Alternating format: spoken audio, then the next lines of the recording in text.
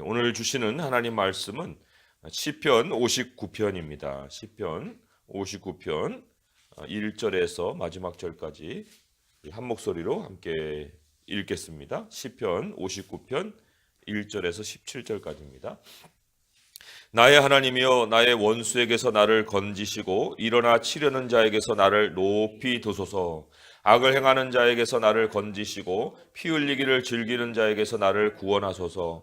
그들이 나의 생명을 해하려고 엎드려 기다리고 강한 자들이 모여 나를 치려하오니 여호와여, 이는 나의 잘못으로 말미암음이 아니요 나의 죄로 말미암음도 아니로소이다.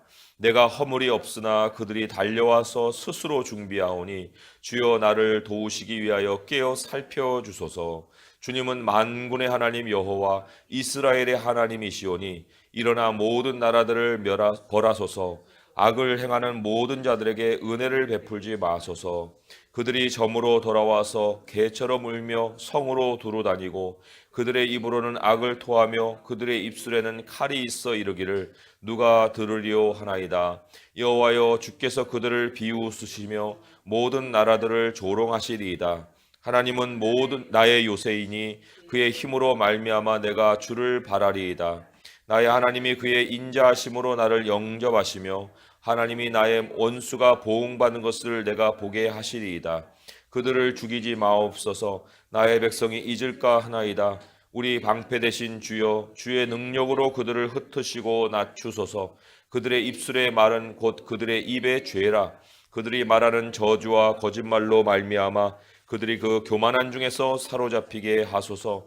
진노하심으로 소멸하시되 없어지기까지 소멸하사 하나님이 야곱 중에서 다스리심을 땅끝까지 알게 하소서. 그들에게 점으로 돌아와서 개처럼 울며 성으로 두루 다니게 하소서. 그들은 먹을 것을 찾아 유리하다가 배부름을 얻지 못하면 밤을 새우려니와 나는 주의 힘을 노래하며 아침에 주의 인자하심을 높이 부르오리니 주는 나의 요새이시며 나의 환난 날의 피난처 심이니이다. 나의 하나님 힘이시여, 내가 주께 찬송하오리니 하나님은 나의 요새이시며 나를 긍휼히 여기시는 하나님이심이니이다. 아멘. 오늘 시편에 읽으신 바 이 상황이 신약의 베드로전서 2장 19절과 20절의 말씀과 아주 비슷합니다. 굉장히 비슷하다고 할 수가 있어요.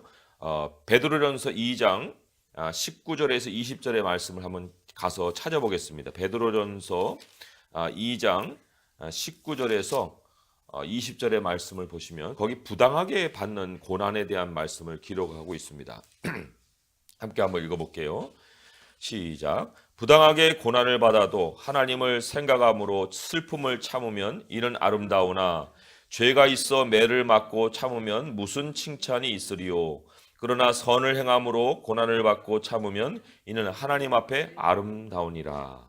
베드로전서 2장의 말씀에 아름다운 고난을 말하고 있습니다. 그거는 부당하게 고난을 받는 것을 아름다운 고난이라 그렇게 얘기하고 있어요. 오늘 시편의 3절과 4절의 말씀이 바로 그런 부당한 고난을 우리에게 말을 하고 있어요. 그들이 나의 생명을 해하려고 엎드려 기다리고 강한 자들이 모여 나를 치려하오니 여호와여, 이는 나의 잘못으로 말미암음이 아니요 나의 죄로 말미암음도 아니로소이다.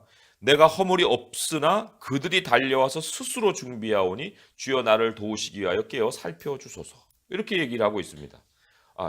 이런 아름다운 고난, 특별히 베드로전서는 이 아름다운 고난이 하나님 앞에서 아름답다라고 얘기를 하고 있습니다.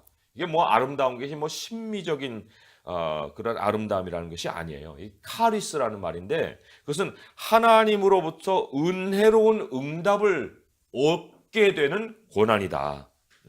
우리 이 카리스는 헬라어지만 그러한 개념을 히브리적인 것으로 우리가 사례를 찾아보자면 그게 바로 노아예요. 노아가 아주 대표적인 사례입니다. 노아는 하나님께 은혜를 입었더라 할 때 그 은혜가 바로 이 아름다움이라고 번역될 수 있는 그런 개념입니다. 그런데 노아가 하나님 앞에 은혜를 입었다는 것은 아름다움으로 번역하면 이렇게 번역할 수 있는 거예요. 노아는 하나님 앞에 아름다웠더라. 그럼 어떻게, 무슨 이유 때문에 노아가 하나님께 은혜를 입고 아름다웠다고 할 수 있을까 하면은 그게 바로 이제 부당하게 얻는 고난, 애매하게 얻는 고난과 연결돼 있기 때문에 그런 거예요. 선을 행함으로 고난을 받고 참음으로 하나님 앞에 아름다운 고난이라는 그러한 평가를 받을 수가 있지 않습니까? 그러니까 이, 이 노아에게는 그러한 하나님의 사명을 감당하는 데 있어 사람들에게부터 애매하게 또 부당한 고난을 당했다는 것이 암시가 돼 있고, 또 그런 억울한 일들을 당했지만 그 노아는 그것을 잘 참고 인내하여서 방주를 짓는 일을 그만두는 일이 없었다. 이게 이제 이 베드로전서의 말씀을 노아에게 적용해 볼 때 노아가 하나님 앞에 아름다웠다고 평가받을 수 있는 모습이라는 거죠. 그리고는 이제 그 다음에는 하나님의 은혜로 응답이 있었습니다. 노아와 그의 가족들이 구원을 받은 거예요. 그러니까 우리 믿는 사람들은 부당한 고난을 받는 것을 억울해할 일도 아니고, 그리고 또 그것을 원망할 일도 아닙니다. 하나님께서 가져오실 은혜가 있구나. 이제 그것을 바라볼 수 있는 하나의 동기가 되는 거예요. 애매한 고난을 당할 때. 그래서 우리 그리스도인들은 현실을 읽는 눈이 달라져야 됩니다. 뭐 억울한 일은 절대로 일어날 수 없다. 어떻게 이런 일들이 내가 일어날 수 있느냐. 나는 항상 바르게만 살았는데 왜 내게 이런 부당한 일들이 일어날 수 있지? 이렇게 생각을 하면 이제 스스로 자기 생각에 덫에 빠져버리는 거예요. 그러나 하나님의 말씀에 내가 해를 당해야 할 원인을 찾을 수 없는데 애매한 고난이 내게 찾아오게 되면 여기에 뭐가 있구나. 하나님이 내게 베풀으실 은혜가 있구나. 또 그것만을 우리가 생각할 것이 아니라 이게 100% 영적인 전쟁이구나. 이성으로는 따져봐야 아무런 원인을 찾아볼 수 없는 일이 생긴다는 것은 결국은 그 모든 것이 다 영적인 현실이고 영적인 전쟁이다. 여기 오늘 4절에 그렇게 나오잖아요. 내가 허물이 없으나 그들이 달려와서 스스로 준비한 전쟁인데 어떻게 내가 그걸 당해냅니까? 자기들이 달려와서 자기들이 스스로 준비해가지고 나를 공격하고 나를 치는 일을 어떻게 우리가 방어를 하는가 하는 거예요. 그런데 이 영적인 싸움이 벌어지면은 그제서야 이제 누가 진정한 그리스도인이고 누가 모양만의 그리스도인이냐 하는 것이 확연하게 드러나게 돼 있습니다. 그러기 전까지는 사실 이 참다움이란 이 모양이 감추어져 있다고도 볼 수가 있어요. 그런데 영적 전쟁이 그 감춰져 있는 영적인 진상을 확연하게 드러낸다는 거예요.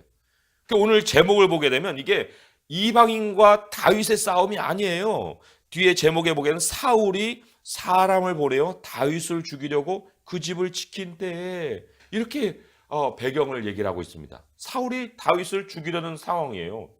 사울은 일찌감치 하나님께 버림을 받은 왕입니다. 그런데 버림을 받았으면 그때로 왕위가 끝날 것 같은데 그게 아니라 버림을 받고도 40년을 통치한 왕이에요.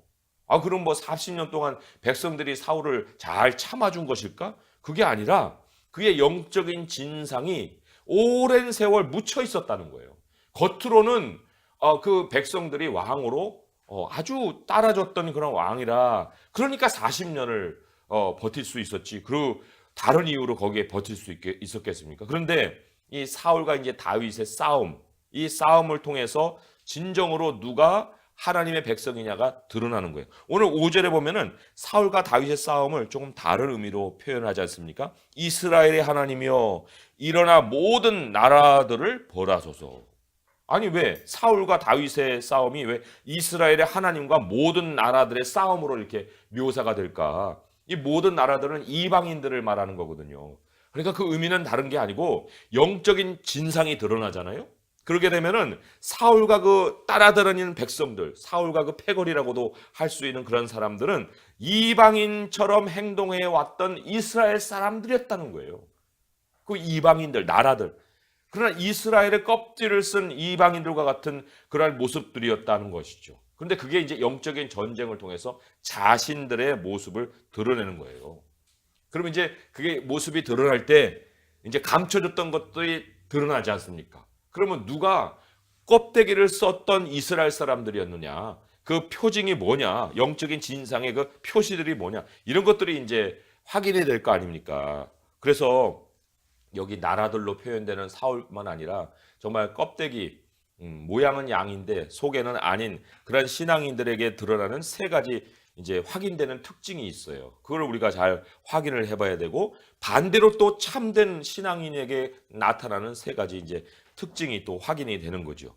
첫 번째로 보게 되면 3절의 말씀에 이렇게 기록이 되어 있습니다. 그들이 나의 생명을 해하려고 엎드려 기다렸다. 이게 이제 그 은밀한 중에 시작되는 그러한 그들의 어떤 간계한 모습이죠. 그들의 숨겨진 모습이에요. 근데 숨겨진 모습이 처음부터 이렇게 드러나는 게 아니에요. 은밀하게 준비가 되는 기간이 있습니다. 그게 무엇 때문에 준비가 됩니까? 사람을 치는 기회를 갖기 위해서 은밀하게 기다리는 거예요. 그 사람을 관찰합니다. 어디를 쳐야 되지? 그리고 그 사람에게 약점을 잡을 만한 것들을 자료를 다 쌓아 놓는 거예요.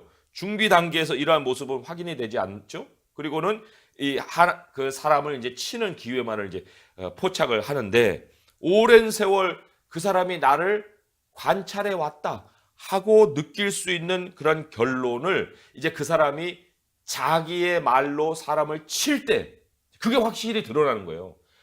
그 사람을 칠 때는 그 현장에서 일어나는 그 일에 대해서만 언급을 해야 되는데, 그게 아니라 깜짝 놀랄 정도로 1년 전에 내 일, 2년 전에 내 일, 심지어 더 밑에 있는 과거의 일조차도 그 사람이 어떻게 알았는지 알아가지고 모함을 할 때 그것을 들춰낸 그러한 모습들을 보인다는 겁니다. 그러니까 이게 얼마나 참 무서운 일인지 몰라요.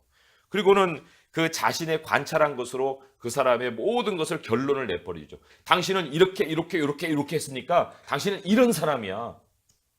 사실 사람의 결점만 연결하면 그 사람은 못된 사람이 되죠. 그러나 그 사람의 결점은 그때그때마다 하나님께서 해결해 주시는 대로 회개하고 또 변화되는 모습을 가질 수 있지 않습니까? 근데 그 변화는 어디를 가고 그냥 10년 전부터 다 결점만 이어가지고 당신 거짓의 논리로 연결시켜 그 사람을 치는 거죠. 언제 그런 기회가 생길 것이냐, 사람을 언제 칠 것이냐, 이제 이것이 오늘 3절에 보면 두 번째 확인되는 그 표징이라고 볼 수가 있는데, 거기 엎드려 기다리고 강한 자들이 모여 나를 치려 한다 하는 말씀에서 두 번째 표징이 있는 거예요.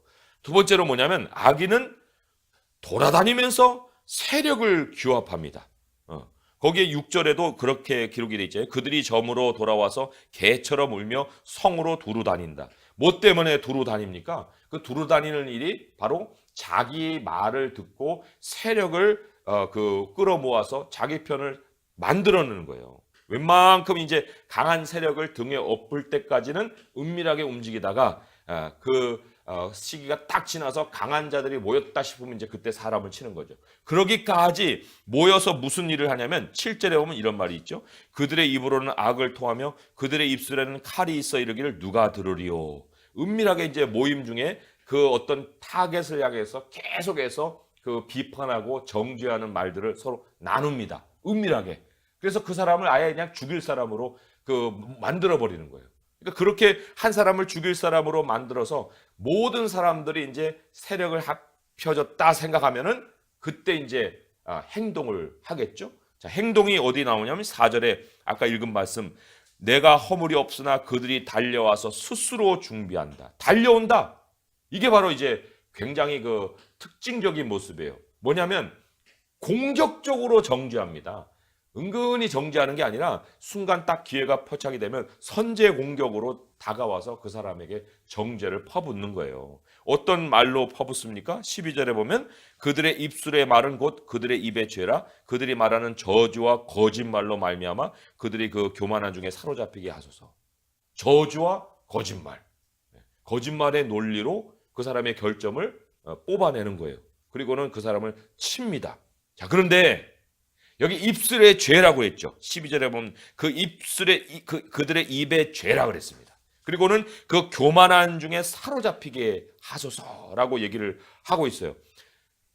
그들이 쏟아낸 정죄가 자기들에게 덫이 된다는 거예요. 교만한 중에 사로잡히게 된다는 게, 거짓말과 이유 없이 쏟아낸 정죄가 결국은 그 인생으로 끝까지 어둠 속에 헤매게 다니는 그 덫이 된다. 함정이 된다. 사실 거짓말하게 되면 그 사람은 그거를 사실로 만들어야 되지 않습니까? 사실로 만든다는 것은 자기는 그 세계 속에서 계속 사고하고 그 세계 속에서 살아야 되는 거예요. 그 세계를 빠져나올 수가 없어요. 스스로가 자기 어둠의 덫을 만들고 거기에 빠져서 그 함정 안에서 자기의 생활을 끌어가야 되는 거예요. 그렇기 때문에 여기 14절 5절에 다시 이런 고백이 있어요. 그들에게 점으로 돌아와서 개처럼 울며 성으로 두루 다니게 하소서. 그렇게 놔두소서 하나님. 그들이 그렇게 하도록 내버려 두셔서 그들의 삶이 거기에서 왔다 갔다 하게 하소서. 그 함정 속에서 그냥 행동하게 하소서. 그런 뜻이에요. 그러니까 거짓을 말하면 그것으로 상대방을 칠 수 있을 것 같이 생각하지만 그 나중에 하나님이 그 거짓을 다 드러내실 때가 있거든요. 그럼에도 불구하고 거짓을 얘기한 사람은 자기의 논리를 바꾸지 않기 때문에 그 자기의 논리의 함정이 되어서 그 사람은 영원히 어둠을 빠져나오지 못하는 그러한 인생을 살아갈 수밖에 없다는 거예요. 그런데 이제 반대로 하나님의 사람들에게서 이제 확인되는 세 가지가 표시가 있습니다. 첫 번째로는 악인은 사람이 타겟입니다. 그 사람 넘어뜨리면은 그게 이제 인생의 어떤 성취라고 볼 수가 있는데 하나님의 사람은 사람을 절대로 타겟으로 삼지 않습니다. 사람 무너뜨려서 어떤 일도 일어나지 아니하고 어떤 일도 그 성취할 수 없다는 걸 알아요. 하나님의 사람은 누구를 집중하냐면 하나님을 집중합니다. 4절에 이런 말씀이 있잖아요. 내가 허물이 없으나 그들이 달려와서 스스로 준비하는데 그럼 나도 그들을 받아칩니까? 그러지 않죠? 주여 나를 도우시기 위하여 깨어 살펴주소서. 주님께 기도하면서 뭐라고 얘기를 합니까? 악인들은 엎드려서 기회를 노렸잖아요. 그리고는 그 어떤 공격 그 약점을 찾아내려고 했잖아요. 그런데 하나님의 사람은 하나님이 살펴주세요 하고 지금 기도를 하고 있습니다. 주여 나를 도우시기 위하여 깨어 살펴주소서. 우리 인생이 쉽게 간과하는 것 중에 하나가 이거예요. 지금 하나님이 지금 이 순간에도 우리를 보고 계십니다. 뭐 여기만 보십니까? 모든 구석구석을 하나님이 사람의 머리털까지 다 세심받으시는 하나님의 눈이 다 감찰하고 계시거든요. 그런데 사람은 순간 모면하려고 거짓말을 하거든요. 또 잠깐 나를 꾸며서라도 잘 보이려고 시도를 하거든요. 이게 얼마나 헛되고 허망한 시도입니까? 하나님께는 아예 통하지도 않을 일들을 사람들이 얼마나 자주 하는지를 몰라요. 그러니까 우리가 영적인 전쟁을 한다고 할 때 정말 지혜로운 전략을 찾는 것은 다른 게 아니라 하나님이 전쟁의 이 형국을 한번 살펴보세요. 하나님이 한번 관찰해 보세요. 어디서부터 어떻게 되었는지를 일의 이 시마를 한번 하나님께서 한번 따져보세요 하고 하나님께 상황을 맡겨드리는 거예요. 사람을 관찰하려고 할 것이 아니라 하나님의 눈에 상황을 들여서 하나님이 관찰하게 만들도록 해드리는 거죠. 그게 바로 이제 영적 전쟁 속에서 우리가 첫 번째로 의인이 보일 수 있는 그런 표시라고 할 수 있으면, 두 번째로는 악인은 아까 뭐라고 그랬어요? 돌아다니면서 세력을 규합한다고 그랬죠. 그런데 그런 시간 동안에 반대에 있는 의인은 무엇을 하느냐? 그 시간에 하나님을 기다립니다. 9절에 보면 이런 말씀이 있잖아요. 하나님은 나의 요새이시니 그의 힘으로 말미암아 내가 주를 바라리이다. 바라리이다 하는 것이 바로 하나님을 기다리이다 하는 거예요. 우리는 압니다. 전쟁의 실세가 누구의 것인지. 전쟁의 실세는 하나님에게 있어요. 어디 사람이 전쟁을 앞에서 이끌어갑니까? 그의 힘으로 말미암아 그러잖아요. 하나님의 힘으로 말미암아 내가 주를 기다리이다. 만약에 우리도 그런 세상의 패턴을 따라 돌아다니잖아요. 그러면 우리도 패배해요. 우리도 이기지 못합니다. 절대로 이길 수가 없어요. 돌아다니는 것으로는 승리가 임할 수가 없어요. 그러면 하나님은 어떤 힘을 우리에게 공급해 주시는가? 오늘 말씀의 제목을 하나님의 힘이라 할 수가 있는데, 하나님의 힘은 어떤 힘이에요? 전쟁터에 나타나는 하나님의 힘. 1절의 말씀에 그 하나님의 힘이 아주 분명하게 나오는 건데, 나의 하나님이여 나의 원수에게서 나를 건지시고 일어나 치려는 자에게서 나를 높이 드소서. 높이 드소서가 하나님의 힘입니다. 전쟁이 시작되는 순간에 하나님이 나를 높이 들어 올려버리십니다. 이게 무슨 뜻이에요? 땅이 손댈 수 없는 곳으로 옮겨버리시는 거예요. 그렇지 않습니까? 그렇기 때문에 우리가 하나님을 기다리는 시간이 아주 막 굉장히 길 수도 있잖아요. 근데 하나님을 기다리는 시간에 악인이 절대로 손을 댈 수 없는 이유가 우리가 위에 있기 때문에 그래요. 영적인 현실에 눈을 뜨면은 우리의 자리가 결코 땅으로 꺼져 들어가는 자리에 있지 않다는 걸 아는 거예요. 상황으로 보게 되면 짓밟히죠. 사람들이 조롱하고 수세에 몰리죠. 하지만 영적인 현실 속에서 우리의 입장은, 우리는 어디에 있습니까? 높이 올려진 곳에 있기 때문에 오히려 그러한 눈으로 보게 되면 사람들이 분주하게 사람 치려고 움직이는 것이 너무나도 참 우스꽝스럽게 보이는 거예요. 8절의 말씀 이르지 않습니까? 여호와여 주께서 그들을 비웃으시며 모든 나라들을 조롱하시리이다. 왜 그래요? 하나님이 이미 다윗을 위에다 올려놓으셨는데 어디 밑에서 막 왔다 갔다 하면서 사람을 치려고 하고 있으니 이게 얼마나 참 우스운 모습이냐. 하나님이 조롱할 만한 모습이다. 그런 것이죠. 노아가요. 방주를 지을 때부터 노아는 이미 홍수와 상관없는 사람이에요. 그렇잖아요? 수십 년 후에 홍수가 찾아옵니다. 그렇지만 이미 노아는 물 위에 떠 있는 사람이에요. 방주는 이미 물 위에 떠 있는 사람입니다. 덫에 걸려서 소멸될 사람이 누구예요? 땅에서 노아를 조롱한 사람들이지 노아 자신이 아니지 않습니까? 그러니까 다윗을 치는 사람이 멸망합니까? 다윗이 멸망합니까? 다윗을 치는 사람이 결코 마지막에 멸망을 당할 수밖에 없어요. 다윗은 이미 높은 곳에 있다는 것입니다. 그러니까 아름다운 고난이 왜 아름다워요? 그게 왜 아름다운 고난입니까? 10절의 말씀 그 이유가 바로 거기에 있는 거예요. 나의 하나님이 그의 인자하심으로 나를 영접하시며 하나님이 나의 원수가 보응받는 것을 내가 보게 하시리이다. 결론을 이미 알고 있어요. 결론, 하나님이 나를 영접하시고 누구를 낮추시는지를 아는 거예요. 누가 누구의 끝을 볼 것인가? 예? 지금 악인들은 다윗의 끝을 보려고 달려들고 있지 않습니까? 그런데 높은 자가 낮은 자의 끝을 보는 거예요. 영적인 현실에 눈을 뜬 사람이 땅에만 바라보고 사는 사람의 그 끝을 보게 되는 거예요. 하늘의 시민이 땅의 멸망을 보는 겁니다. 그러니까 처음에는 뭐라고 했습니까? 하나님이 깨우셔서 이 모든 상황을 감찰해 주세요. 그리고 하나님 나를 높이 드셔서 내가 거기에서 상황이 끝날 때까지 하나님을 기다리게 하소서 하는 기다림이 있잖아요. 근데 마지막 세 번째 하나님의 사람으로 확인되는 세 번째 표시가 있어요. 그것은 아까 그 악인들은 자기 덫에 걸려서 거짓말의 함정 속에서 계속 돌아다닌다고 그랬죠. 성중의 개처럼 울며 돌아다닌다고 그랬죠. 그런데 하나님의 사람에게는 16절에 보니까 아침이 있어요. 보세요. 나는 주의 힘을 노래하며 아침에 주의 인자하심을 높이 부르오리니 주는 나의 요새시며 나의 환난 날의 피난처심이니이다.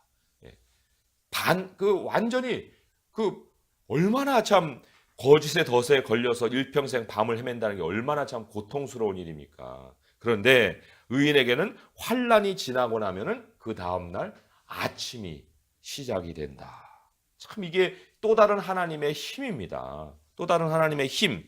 여기 17절에 계속해서 읽어보면은 나의 힘이시여 내가 주께 찬송하오리니 하나님은 나의 요새시며 나를 긍휼히 여기시는 하나님이심이니이다. 진리에는 덫이 없습니다.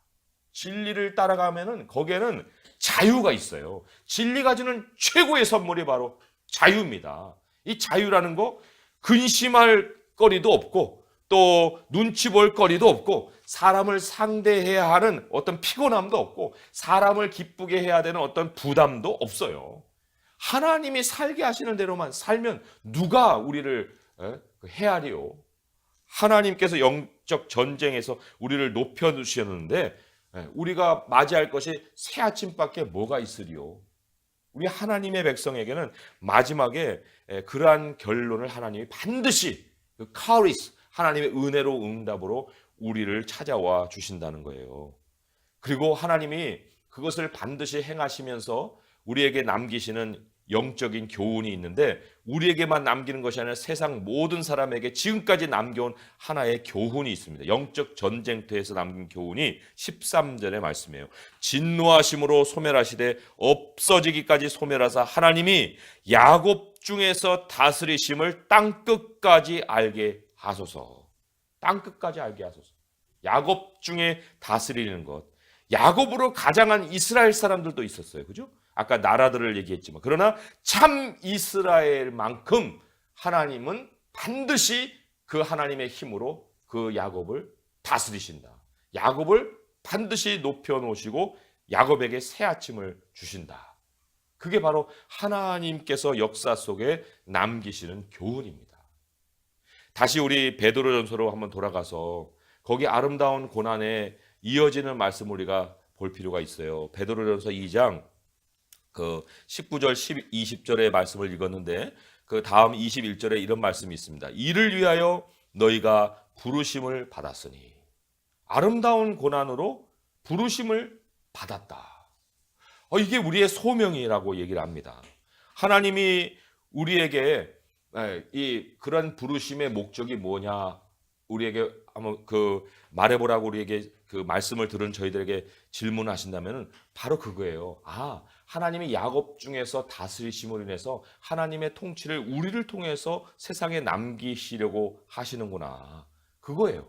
우리는 그냥 살아가는 존재가 아니라 영적인 전쟁터에서 하나님이 우리를 다스리심을 우리 모든 세상 사람들에게 가르치는 그러한 통로가 되기 위한 인생을 살아가고 있다는 겁니다. 그리고는 이어지는 말씀이 예수님의 고난을 얘기하고 있잖아요. 이를 위하여 너희가 부르심을 받았으니 그리스도도 너희를 위하여 고난을 받으사 너희에게 본을 끼쳐 그 자취를 따라오게 하려 하셨느니라 하면서 애매하게 고난을 당한 예수 그리스도에 대한 말씀을 22절, 23절, 24절의 말씀에 계속해서 기록하고 있는데 24절만 제가 한번 읽어보면 이렇습니다. 친히 나무에 달려 그 몸으로 우리 죄를 담당하셨으니 이는 우리로 죄에 대하여 죽고 의에 대하여 살게 하려 하심이라. 그가 채찍에 맞음으로 너희는 나음을 얻었나니. 그런 다음에 열매가 뭐예요? 너희가 전에는 양과 같이 길을 잃었더니 이제는 너희 영혼의 목자와 감독 되신 이에게 돌아왔느니라.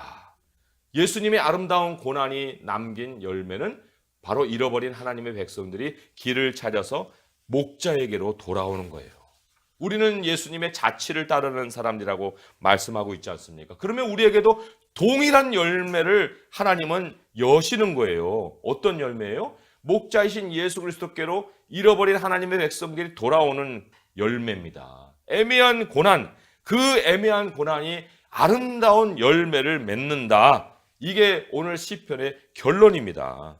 왜 우리가 복음과 함께 고난을 받아야 됩니까? 너희는 복음과 함께 고난을 받으라 한 말씀을 주셨는데 그 깊이 우리가 묵상을 해봐야 돼요. 왜냐하면 복음과 함께 고난을 받는 것 속에서 영혼 구원의 열매가 맺어지기 때문에 그렇습니다. 우리가 경계해야 될 것은 절대로 우리의 죄나 잘못으로 고난을 받지 않아야 되는 거예요. 그러나 또한 애매한 고난을 당할 때라도 그 이후의 열매가 뭐냐 하는 걸 우리가 바라보면서 하나님이 영적인 싸움터에서는 반드시 영혼 구원의 역사를 일으키신다 하는 그런 기대감을 가질 필요가 있습니다. 야곱 중에 다스리시는 하나님, 그 야곱 중에 다스리시는 하나님을 이 시간에 우리가 다시 한번 바라보고 모든 전쟁터의 시작에 우리를 높이 드시는 그 하나님의 손이 있다는 것을 아시고 이미 승리한 그런 싸움을 처음부터 시작하게 하시는 하나님의 은혜가 있음을 깨달으셔서 하나님이 올리신 높은 곳에 올라서 새 아침의 그 오히려 광명의 아침을 기대하면서 그 모든 애매한 고난을 잘 견뎌내어서 영혼의 열매를 거둘 수 있는 성도님 되시기를 주님의 이름으로 축원드립니다. 기도하겠습니다. 하나님 아버지 감사합니다.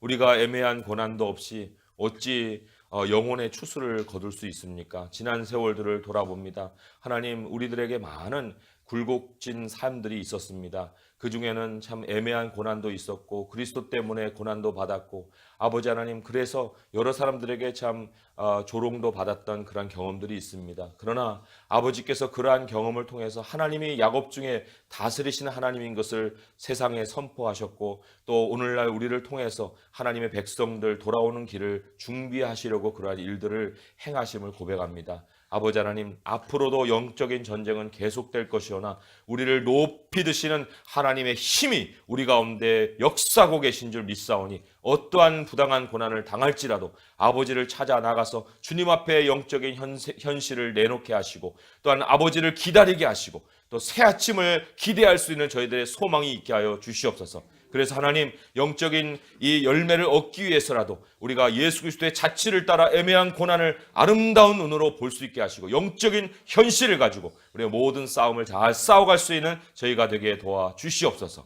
예수님의 이름으로 감사하며 기도합니다. 아멘.